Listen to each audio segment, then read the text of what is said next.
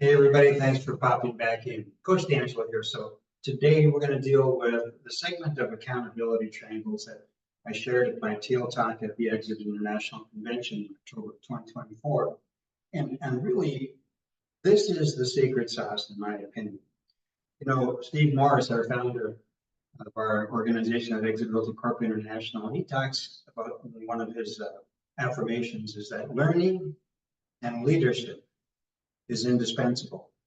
And our accountability triangles that we utilize in every training form is really critical for both learning and leadership within each and every triangle. So we've used the example at the Teal Talk when we're doing training meetings, training sessions. And we talked about versus, a typical meeting where we have one to present it to many. One person asks the question and we get very few responses back.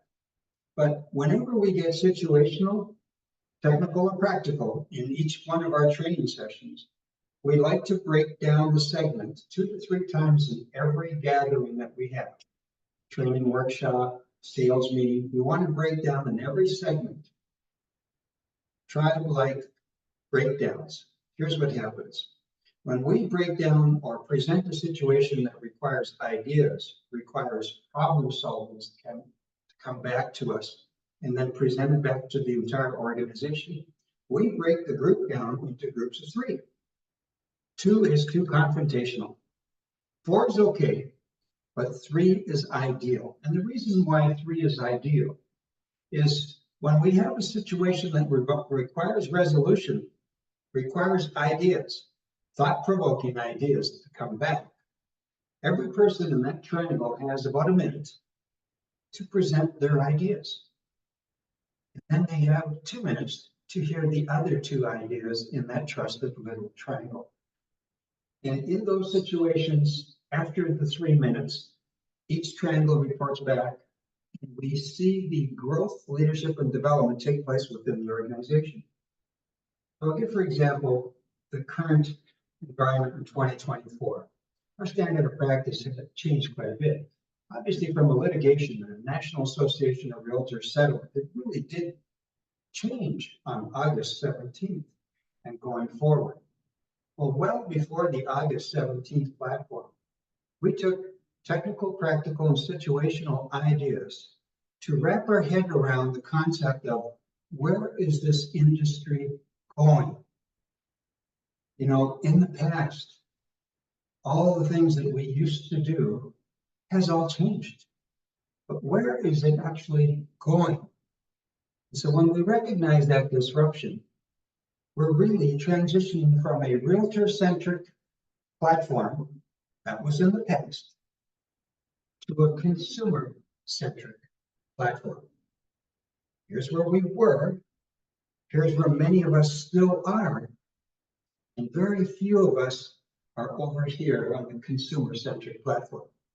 Well, we know what the previous platform was like, right? The listing agent will collect a commission. A portion of that commission will go to the buyer's agent. It was predetermined at the listing agreement. And now the national settlement that's currently in place is kind of still there. Not much has really changed.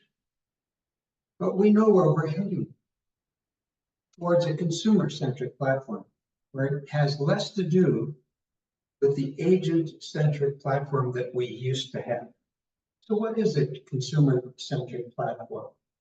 And this is where our triangles come into place week after week after week. It's a great reminder of where we're heading to much more transparent consumer-centric platform. So what is it? Well, there's 3 agreements in all residential home transactions, aren't there? There was a listing agreement where the listing agent collects a fee and they make a commitment. The seller and the listing agent make a commitment to pay that fee.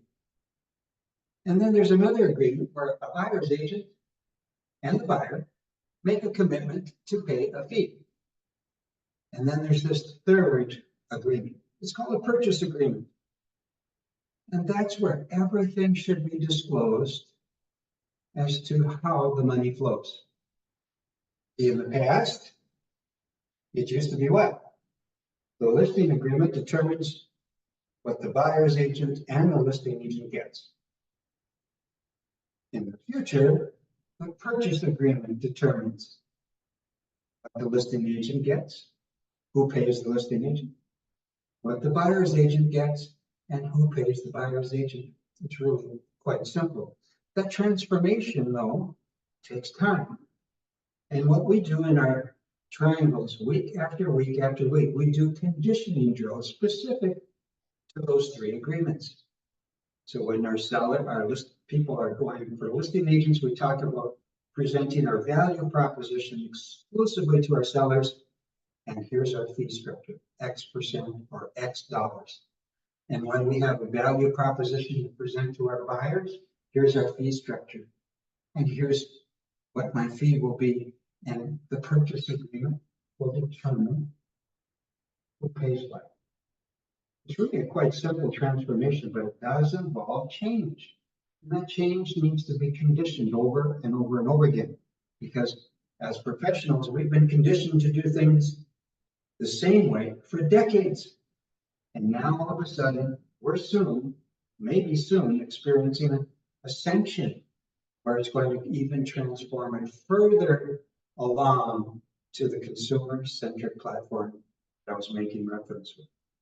So each and every week, when you do have your sales meetings, try getting situational, technical, or practical in some form of an element every meeting, and try breaking down the groups into 3-minute resolutions, where they get into groups of 3. One person speaks, 2 people listen, and they all know that they're all going to have a fair share of speak. And they'll have 1 minute, and present the ideas back. At the end of the day, as your team starts to experience this tempo on a consistent platform, and they're experiencing it in triangular trusted triangles, they're going to quickly realize they're in business for themselves, but they're not by themselves. And they're growing and learning with and from others in your own organization. I hope that finds you well. Have a blessed day.